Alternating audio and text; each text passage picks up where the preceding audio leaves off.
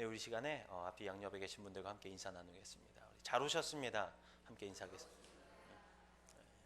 우리 한 번 더 인사하실까요? 하나님의 이름으로 사랑합니다.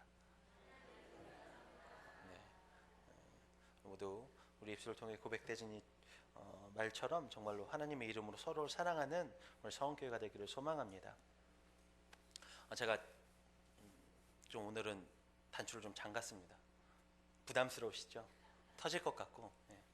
그래서 요즘에 여러 집사님들과 권사님들이 살 좀 빼라고 하셔가지고 제가 이번 주부터 좀 살을 빼기로 작정을 했습니다. 그래서 또 작정했습니다, 제가.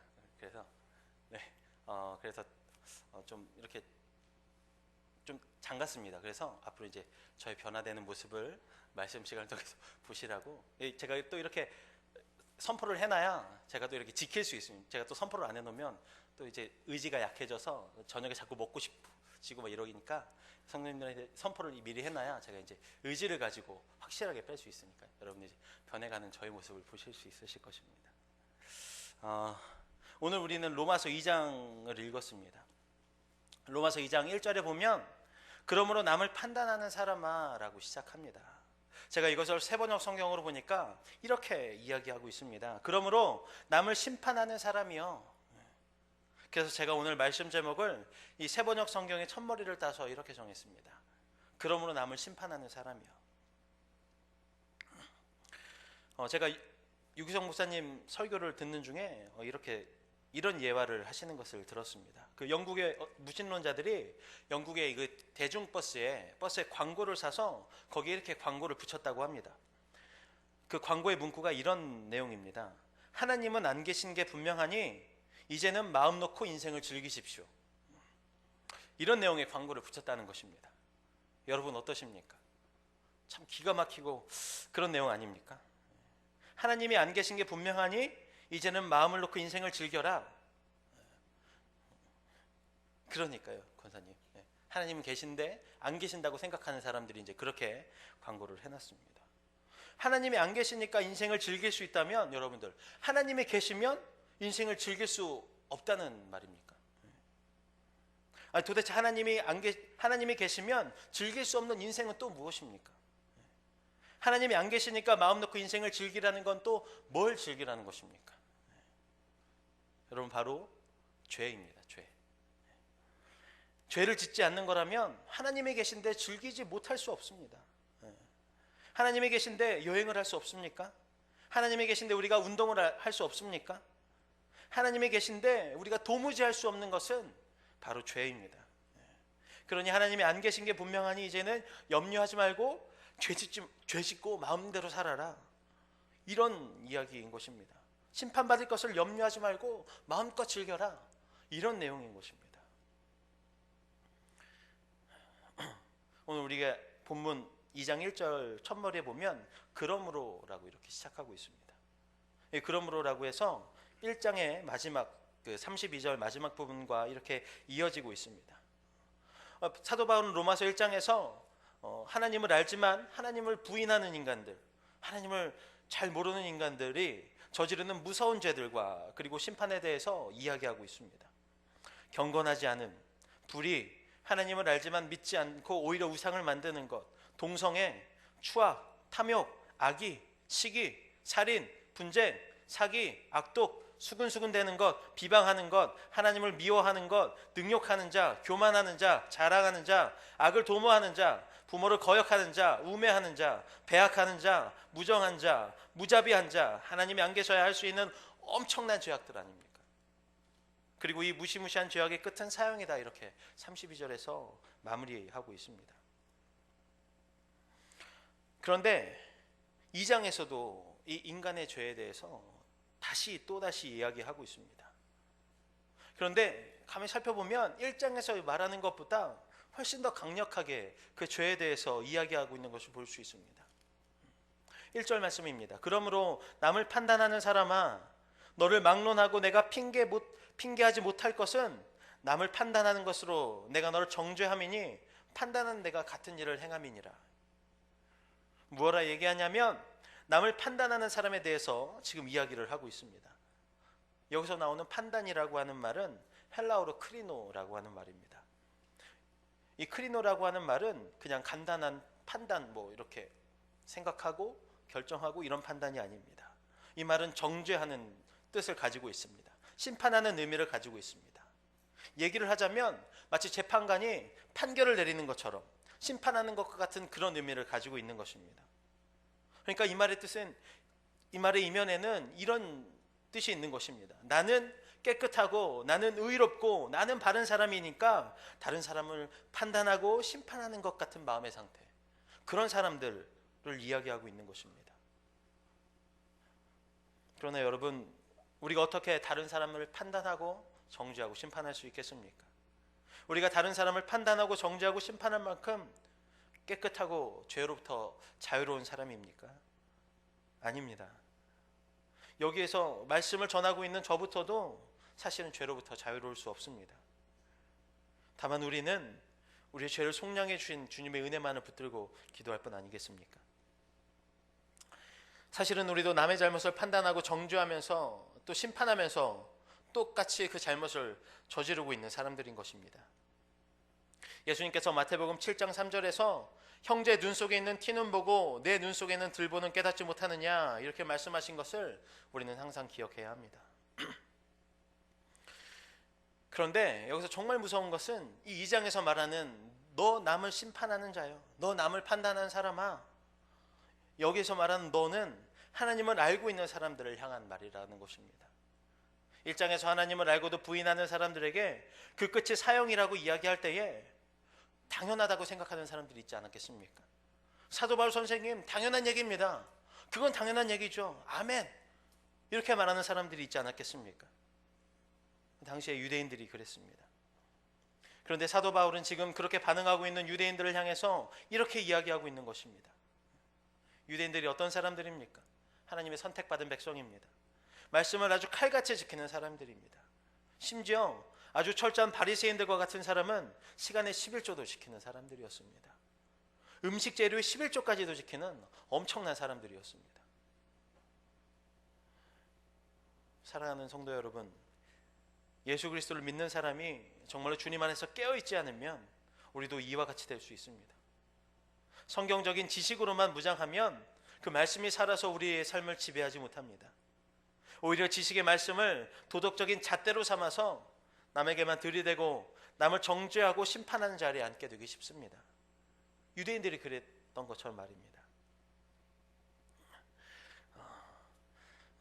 제가 어떤 책을 읽으면서 이런 이야기를 보게 되었습니다.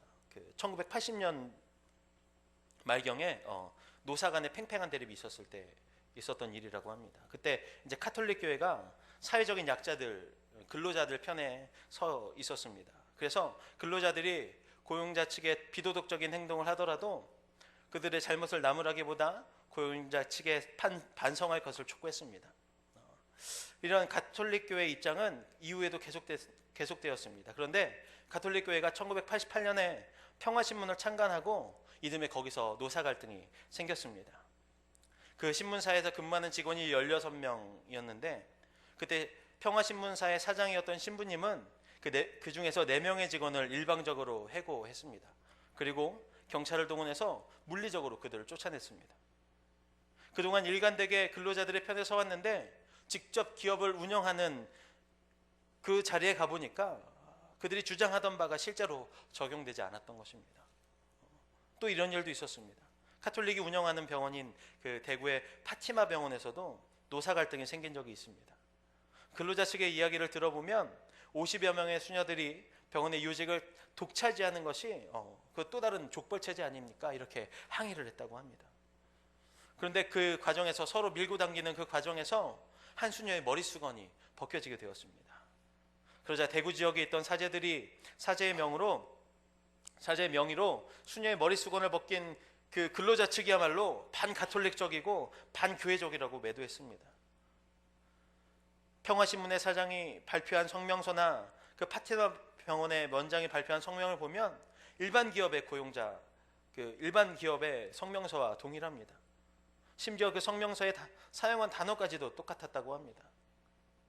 항상 근로자의 편이 되어서 고용자를 비판하고 정죄했는데 막상 그들이 고용자의 입장이 되어 보니 근로자들과의 분쟁이 생기니까 여타의 다른 고용자들과 똑같이 대처하는 것입니다. 그런데 더욱 아이러니한 것은 이 평화신문사의 사장으로 그 근로자들을 경찰을 동원해서 끌어낸 분은 7, 80년대 인권운동을 펼친 신부님이라고 하는 점입니다.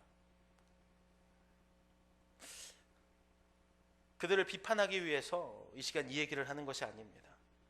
우리는 이 모습이 바로 우리의 모습일 수 있다라고 하는 것을 깨달아야 하는 것입니다. 누구도 아닌 가장 가까이 있는 사람을 하나님의 말씀으로 끊임없이 정죄하고 비판하면서도 우리 자신이 똑같은 잘못을 반복하고 있는 것에 대해서는 아예 생각조차 안 하는 것. 잘못을 운운하면서도 남을 비판하는 사람이 왜 자신도 똑같은 행동을 하고 있는 것입니까? 그 이유는 실은 자기가 먼저 그런 행동을 저지르고 있기 때문입니다. 자신이 그런 행동을 저지르지 않으면 동일한 잘못을 범하는 사람에게 관심조차 없을 것입니다. 그 자신이 그 바닥에서 그런 행동을 저지르고 있기 때문에 비난의 화살을 다른 누군가에게 돌리는 것입니다. 누군가 권력을 가진 사람에 대해서 신랄하게 비판한다면 그는 사실 권력과 못지않게 권력에 대한 관심이 높고 탐욕이 강한 사람일 것입니다. 그렇지 않다면 권력가에게 조금의 긍휼한 마음도 없이 맹목적인 비판을 가할 수 없습니다. 권력에 관심이 없는 사람은 권력을 심판하지 않기 때문입니다. 중요한 것은 내가 정말로 깨어있는 그리스도인이라면 권력을 가진 사람을 무자비하게 심판할 것이 아니라 그들을 긍휼히 여기고 사랑으로 권면해야 한다는 사실입니다. 그리고 그들을 위해서 기도해야 한다는 것입니다. 말씀을 묵상하며 설교를 준비하며 묵상하면서 생각해 보니까 저도 세상의 권력을 가진 사람들에게 그 사람들에 대해서 비판만 할 줄 알았지 그들을 위해서 기도하려는 마음이 없었습니다. 그래서 그동안 저를 생각해 보면 가끔 그들을 위해서 기도합시다. 세상의 위정자들을 위해서, 권력자들을 위해서 기도합시다. 이런 얘기를 들으면 기도하고 싶은 마음이 들지 않았었습니다. 그런데 이렇게 가만히 말씀을 묵상하고 말씀을 준비하면서 드는 생각이 내가 그들을 위해서 기도하지 않으면서 어떻게 저들이 변화되기를 바라고 있었을까, 이런 생각이 들었습니다. 이 나라가 이렇게 어지럽고 어려울 때에 정말로 지도자들을 위해서 우리가 긍휼의 마음으로 기도할 수 있어야 합니다. 그들의 임기가 어서 빨리 끝나서 다른 지도자가 오기만을 바라는 것이 아니라 지금 있는 그 지도자들이 남은 임기를 정말로 하나님을 두려워하는 마음과 그 말씀으로 잘 해나갈 수 있도록 기도해야 하는 것입니다. 그렇다면 우리가 제3자에 대해서 이야기할 때 그것이 남을 심판하는 것인지 아니면 남을 정죄하는, 아니면 사랑으로 권면하는 것인지 어떻게 구별할 수 있습니까? 첫 번째로 우리 마음 가운데 증오심이 있다면 그것은 심판하는 것입니다. 아무리 그럴듯한 말로 사랑이라고 하는 이름으로 포장할지라도 그 안에 증오가 있으면 결국 그 증오가 드러나게 되고 심판하는 것이 됩니다. 아무리 미사여구를 동원해도 사람들은 정죄하는 말을 알아차립니다. 왜냐하면 사랑이 없는 말은 그 속에 진실성이 결여되어 있기 때문입니다. 둘째로는 사람을 살리기 위한 마음이 있다면 권면하는 것입니다. 사랑으로 권면하는 사람은 다른 사람이 나보다 잘 되는 것을 더 기뻐합니다. 그러나 남을 심판하는 사람은 어떻게든 남을 끌어내리려고 하기 때문에 어떤 경우에도 다른 사람이 나보다 잘 되는 것을 용납하지 못합니다. 세 번째로는 자신이 언급하고 있는 그 상대방의 잘못을 내가 저지르고 있지 않는다면 그것은 권면하는 것입니다. 사무엘하 12장 1절부터 15절에 보면 부하의 아내를 취한 다윗을 나단 선지자가 사랑으로 권면하는 장면이 나옵니다. 만일 나단 선지자가 다윗을 정죄했다면, 다윗을 심판했다면 다윗은 아마도 그에게 반발했을 것입니다. 더욱이 나단 선지자는 남의 유부녀를 데려다가 간음하는 사람이 아니었기 때문에 그 이야기를 할 수 있었습니다. 우리가 남을 권면하려 한다면 적어도 그 권면하는 그 부분에서만큼은 우리 깨끗해야 합니다. 그렇지 않으면 남에게 하는 권면은 그렇지 않으면 남에게 권면은 하면서 자신도 똑같은 짓을 일삼습니다. 더욱이 자신이 똑같은 짓을 하고 있다는 사실조차도 깨닫지 못하게 됩니다. 나단 선지자는 다윗에게 예화를 들으면서 이야기했습니다. 어느 마을에 부자와 가난한 사람이 있었는데 부자는 양과 소가 많은 사람이었고 가난한 사람은 암양 한 마리밖에 없었던 사람입니다. 어느 날 부잣집에 손님이 오자 부자는 자기의 양과 말이 너무나도 소와 양을 아끼기 위해서 가난한 사람의 양을 뺏어다가 손님을 대접했습니다. 나단의 이 이야기를 듣고 다윗이 노하여 이르되, 성경에 보면 그 사람은 마땅히 죽을 자, 다윗은 이렇게 이야기했습니다. 여러분, 지금 다윗은 남의 아내를 빼앗았습니다. 그리고 그 남편을 무참하게 죽였습니다. 그럼에도 불구하고 그 부자의 이야기를 듣고는 아주 분개하면서 마땅히 죽을 자라고 심판하고 정죄했습니다. 다윗처럼 믿음 좋은 사람도 한순간 그 믿음을 잃어버리고 마니까 이중잣대를 들이대는 어리석음을 범하고 있는 것입니다. 네 번째로, 그 권면하는 가운데 회개의 열매가 맺힌다면 그것은 권면하는 것입니다. 우리가 사랑으로 권면함에도 한순간 오해받을 수 있습니다. 그러나 사랑으로 권면하는 한 성령님께서 역사하심으로 반드시 언젠가는 회개의 열매가 맺힐 것입니다. 반대로 아무리 그럴듯한 말로 남을 권면해도 그 실체가 정죄라면 남는 것은 그 가운데 적개심밖에 없습니다. 만약 그리스도인들이 믿음을 잃어버리고 이중적인 잣대를 가진 사람이 된다면 어떻게 되겠습니까? 1절 말씀을 다시 한번 보겠습니다. 그러므로 남을 판단하는 사람아, 누구를 막론하고 내가 핑계하지 못할 것은 남을 판단하는 것으로 내가 너를 정죄함이니 판단하는 내가 같은 일을 행함이니라. 지금 자신이 나쁜 짓을 하면서도 자신은 접어두고 남을 정죄하고 판단한다면 그것은 다름 아닌 자기 자신을 정죄하는 것이라고 하는 것입니다. 내가 너를 정죄함이니 이렇게 이야기하는 것은 너에 대한 남의 정죄를 너 자신이 초래했다는 의미입니다. 이어서 2절입니다. 이런 일을 행하는 자에게 하나님의 심판이 진리대로 되는 줄 우리가 아노라.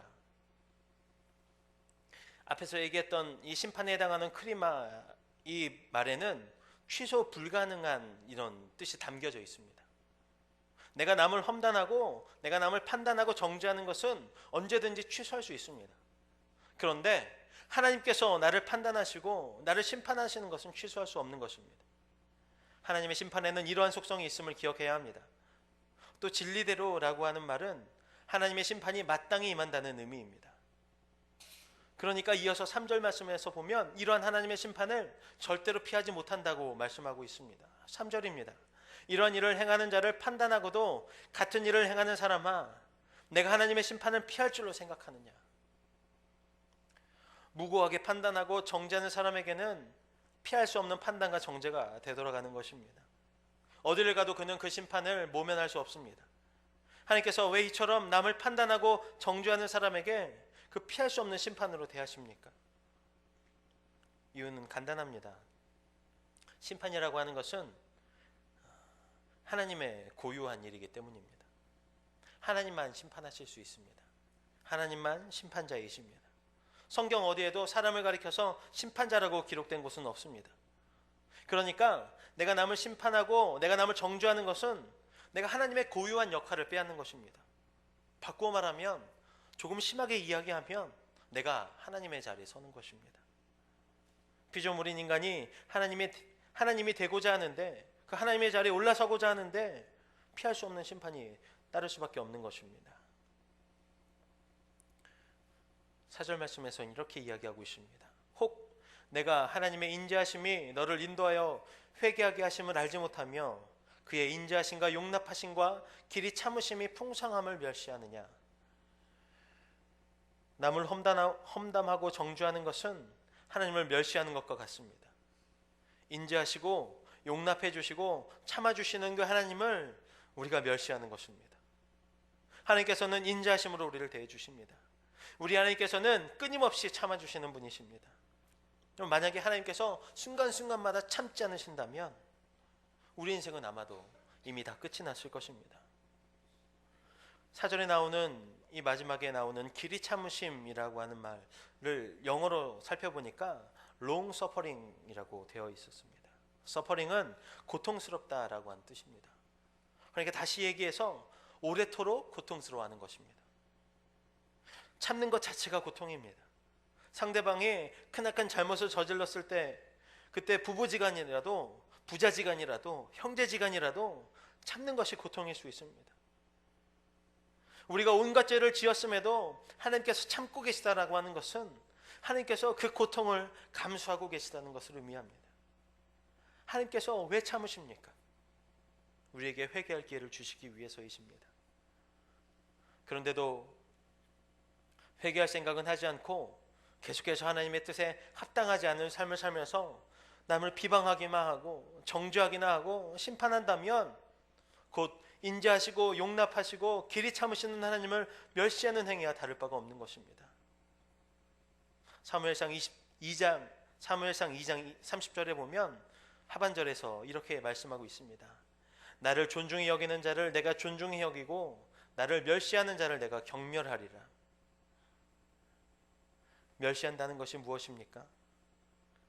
우리는 열심히 교회를 다니고 예배도 빠짐없이 참석할 수 있습니다. 그런데 어디를 가든지 남을 정죄하고 비판하고 심판한다면 그것이 바로 하나님을 멸시하는 것입니다. 자기가 하나님 자리에 앉으려 하기 때문에 하나님을 멸시하게 되는 것입니다. 요한복음 8장에 보면 가늠한 여인에 대한 이야기가 나옵니다.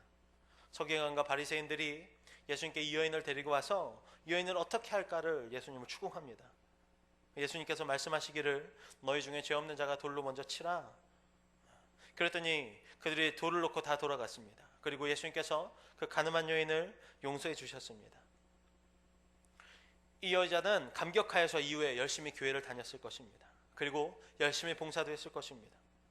그런데 열심히 봉사하면서 과거에 자신과 같이 타락한 생활을 하는 여인들을 발견했을 때 그들에게 권면하기는커녕 그들을 정죄하고 자기 역시도 예전에 타락한 생활을 반복한다면 그 여인은 하나님을 멸시하는 것이 되는 것입니다.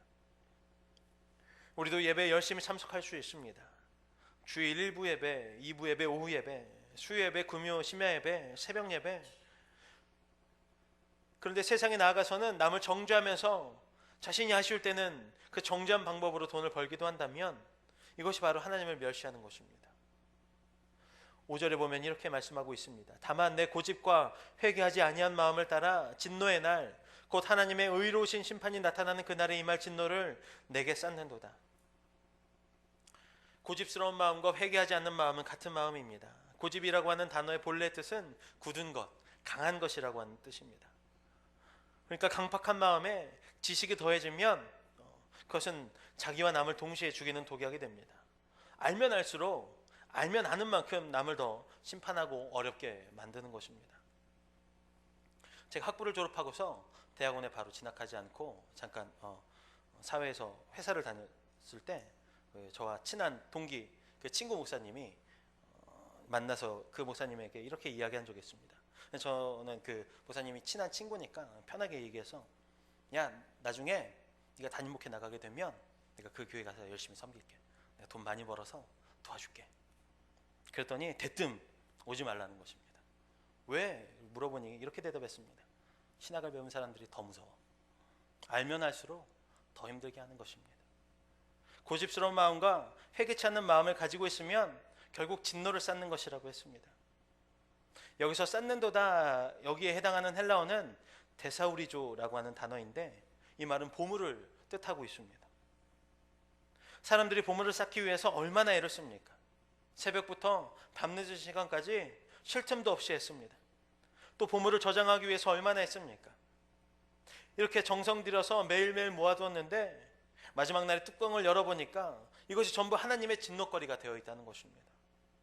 아무리 열심히 살고 아무리 많은 것을 쌓았어도 그 쌓은 것은 결국 자기 멸망입니다. 어린아이들이 바닷가 모래사장에서 모래로 성을 쌓습니다. 열심히 쌓습니다. 해가 저물어서 엄마가 와서 집으로 가자고 합니다. 아이들은 하루 종일 정성스럽게 성을 쌓지만 그 성을 들고 가지 못합니다. 그리고 밤에 물이 들어오면 그 성은 온데간데 없이 사라집니다. 그래도 그 모래성을 쌓는 아이는 괜찮습니다. 모래성이 없어진 것뿐이고 그저 시간만 낭비했을 뿐이기 때문입니다. 그러나 마지막 날에 하나님의 심판을 받는 사람은 이와 다릅니다. 하나님의 진노의 밀물이 올 때는 그가 쌓은 소유만 없어지는 것이 아니라 그의 삶 자체가 하나님 앞에서 심판받게 되는 것입니다. 그러니 우리의 매일의 삶이 진리를 쌓고 생명을 쌓는 나날이 되지 않으면 마지막 날에 땅을 치고 통곡해도 소용이 없습니다. 마태복음 8장 12절에서 예수님께서 이렇게 말씀하십니다. 바깥 어두운데 쫓겨나 거기서 울며 이를 갈게 되리라. 얼마나 무서운 말씀입니까? 이를 가는 것은 보통 잠을 자면서 자기도 모르는 상태에서 가는 것이 일반적인 것 아니겠습니까? 그런데 얼마나 억울하면 깨어있는 상태에서 이를 갈겠습니까? 우리는 이 시간부터 밖을 향한 눈을 우리 자신에게 돌려야 합니다. 우리의 마음을 먼저 들여다보고 굳고 강팍한 그 마음을 갈아엎어야 합니다. 우리 역시 주님을 믿는다고 하면서 끊임없이 남을 정죄하고 자신도 동일한 잘못을 되풀이할 수 있습니다. 그럼에도 우리가 하나님께 감사드리지 않을 수 없습니다. 그 이유는 첫 번째로 하나님의 말씀을 들을 때 우리의 죄를 깨달을 수 있기 때문입니다. 마틴 루터는 성도의 믿음이 커지면 커질수록, 그리고 하나님의 은혜가 커지면 커질수록 그 사람은 자신이 큰 죄인임을 더욱 자각한다고 얘기했습니다. 그리고 자신이 큰 죄인임을 더 깊이 자각하는 사람일수록 그는 더 큰 의인이라고 이야기했습니다. 대단히 모순된 이야기 같지만 그렇지 않습니다. 하나님의 은혜가 임하면 임할수록 예전에는 전혀 문제되지 않았던 것들이 죄가 된다는 것을 깨닫게 되고, 또 그러면 그럴수록 주님 앞에 더 겸손한 모습으로 나아가서 말씀대로 살아가려고 애를 쓸 수밖에 없기 때문입니다. 우리가 주님께서 부르시는 그날까지 나는 죄인입니다, 이렇게 통회하는 심령으로 살아간다면 우리의 삶은 참다운 의인의 삶으로 마무리될 것입니다. 둘째로는 우리가 설령 말씀을 듣고도 깨닫지 못하거나 자신이 죄인임을 깨달았음에도 그 삶이 변화되지 않거나 계속해서 이중적인 삶을 살아가고 있을지라도 하나님 아버지께서 우리를 흔들어서 깨우시기 때문입니다. 하나님께서는 우리가 이런 삶을 벗어나 청산해 가지 않을 수 없도록 하나님의 방법으로 우리를 꺾고 또 찢으십니다. 우리의 선택은 두 가지 중에 하나입니다. 하나님께서 죄인된 우리를 당신의 자녀로 불러주신 그 은혜에 감사하면서 자발적으로 하나님께서 원하시는 모습으로 살아가느냐, 아니면 매일 찢기고 매일 꺾이면서 바로 세워지느냐입니다. 오늘 이 시간 하나님께서 비바람을 보내서 우리의 삶을 흔들고 계시다면 우리는 주님 앞에서 다시 한번 깊이 되돌아봐야 합니다. 나 역시 잘못을 범하고 있음에도 나와 똑같은 잘못을 행하고 있는 사람을 정죄하고 심판하고 있지는 않습니까? 이 시간 내 눈 속에 있는 들보를 뽑아야 합니다. 내가 주님 앞에서 고쳐져야 합니다. 나의 들보를 뺀 그 다음에 티끌이 있는 형제를 긍휼히 여기고 사랑으로 권면해야 합니다. 그럴 때 비로소 내가 있는 그곳이, 우리가 있는 그곳이 에덴 동산이 될 수 있습니다. 정죄는 남을 죽이는 것이지만 사랑의 권면은 남을 살리는 것이기 때문입니다. 우리의 삶 가운데 이러한 에덴 동산을 살아가길 소망합니다.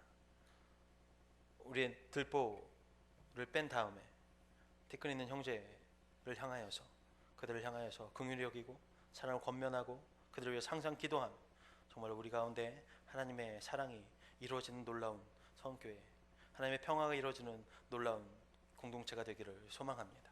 함께 기도하겠습니다.